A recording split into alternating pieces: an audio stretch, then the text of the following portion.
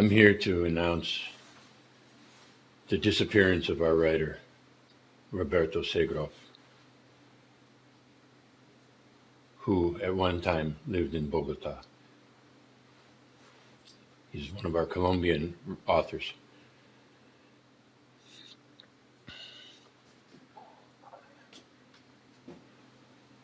I don't want to waste your time with emotional bullshit, but I will tell you that it hasn't been easy, and I will tell you that I don't want one more person to come over my shoulder like a fucking psychopathic homunculus and tell me, whisper in my ear, it's not your responsibility, you're a publisher.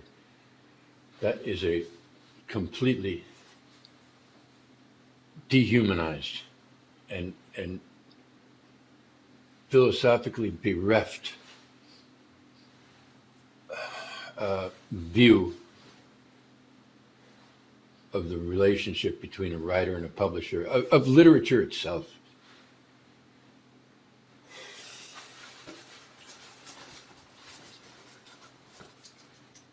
Thanks.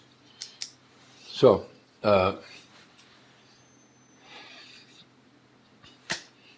this is what I tell you. This is what I tell everybody, which is difficult because it's very difficult for you to even remember what I'm saying. Point is this. It's a question and it's a point.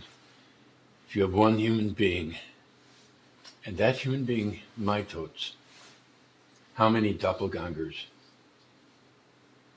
exist? If you have a man or a woman or a dog looking at a mirror, and at some point, the human, the man, the dog, the woman in the mirror turns around as if in disgust, most likely in disgust, and walks away while you stand there like the vapid. I don't know disrespect to our readers, like the vapid reader that you are. Sorry, that was in the script in my mind. So the thing is, how many human beings exist now? We don't know. What does this have to do with Roberto Segrov? He was writing a short story. He had finished a short story. He sent us the first 3 pages. I said, great, keep going. He said, but I'm done. And then he said, I'll send it to you tomorrow morning. It never came. He disappeared. We have 3 pages of a short story about a man in Bogota who wakes up in the middle of the night knowing that he went somewhere else, and that place becomes Isola, this town where his publisher lives halfway across the world.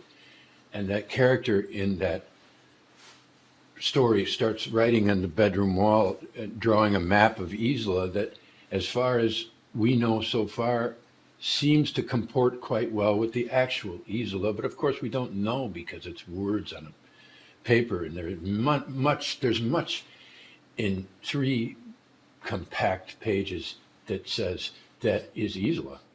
He certainly thinks it is, the character. I don't know what Segrov thought. Maybe he went insane and said, where am I? I'm in Bogota? I need to get to Isola.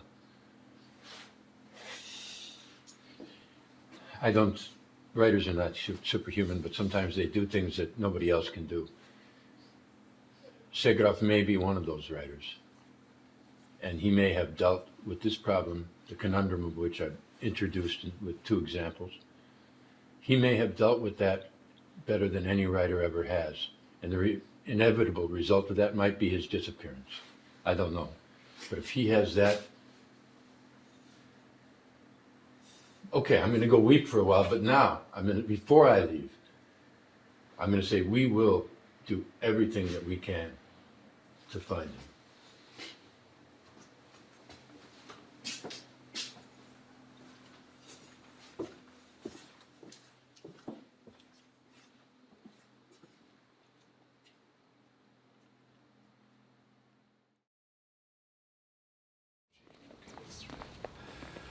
Portrait of a drowning man.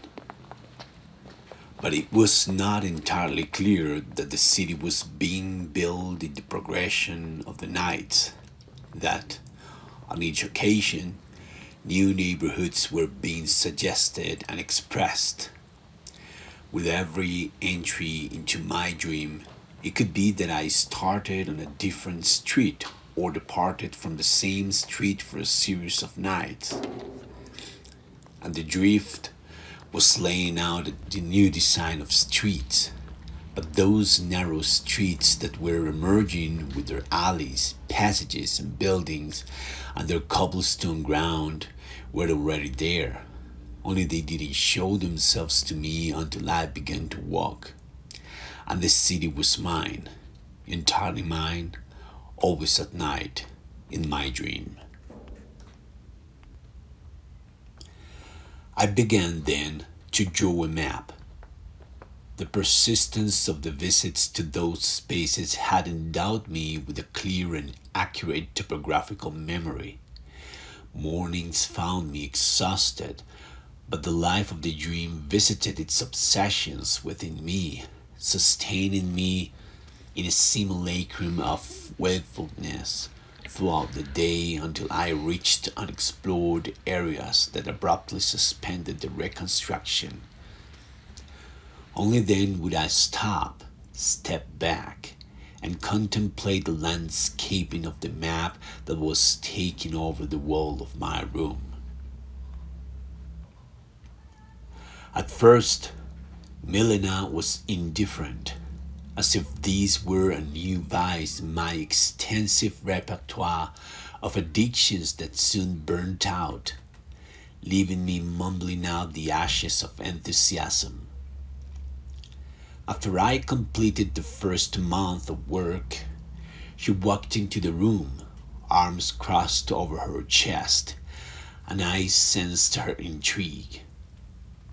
One day at breakfast, she remarked in my silence that it was a coastal city. I squinted at her, realizing that indeed I had always smelled the sea, and from some manner of fog emerged a shipyard I couldn't locate immediately, perhaps because of her suggested concern, as if the fact that it was a coastal city were an omen.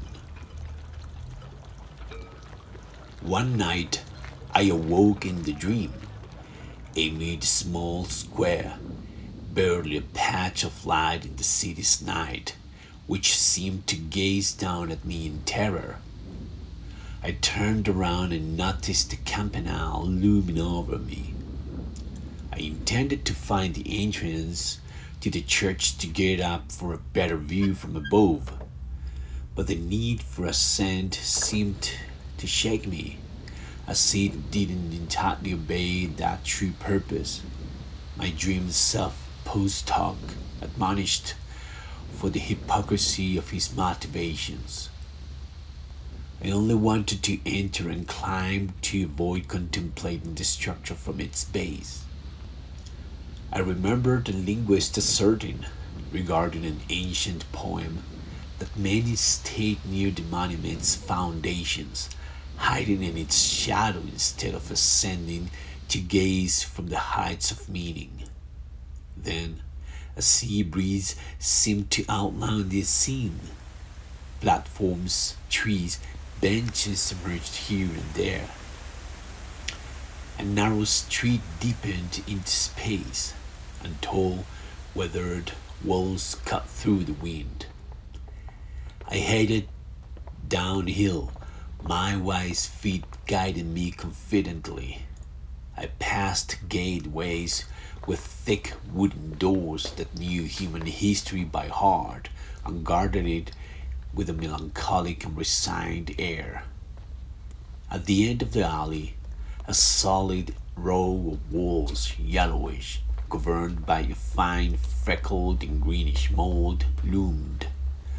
I could turn left and climb a cobbled alley towards another square with a church that I now accurately guessed was a university, or I could go right, where a broad esplanade opened. I went in that direction, and there, at the end, asleep but attentive, was the shipyard.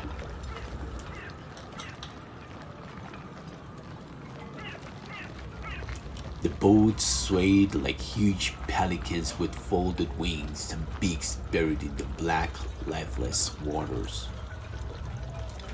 The salty taste rendered me awake again, still in my bed. My feet throbbed and my tongue stuck to the roof of my mouth. It was still dark, but I couldn't let the sensation escape. I got up smoothly so as not to disturb Milena. In the kitchen, I found a candle holder she had inherited, adorned a shelf. I lit the stove and brought the candles petrified and close, like a remnant of the past invading that night, projecting its light into this text.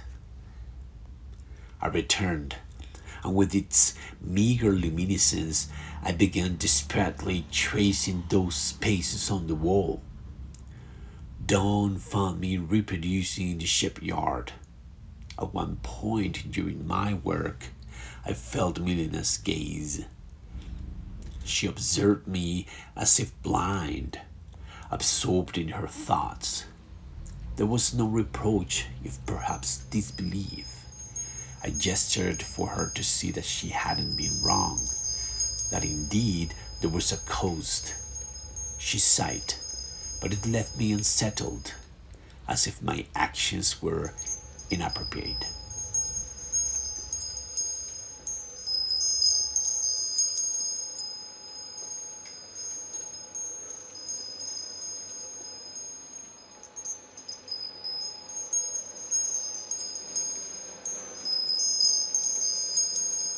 It must be a coastal city.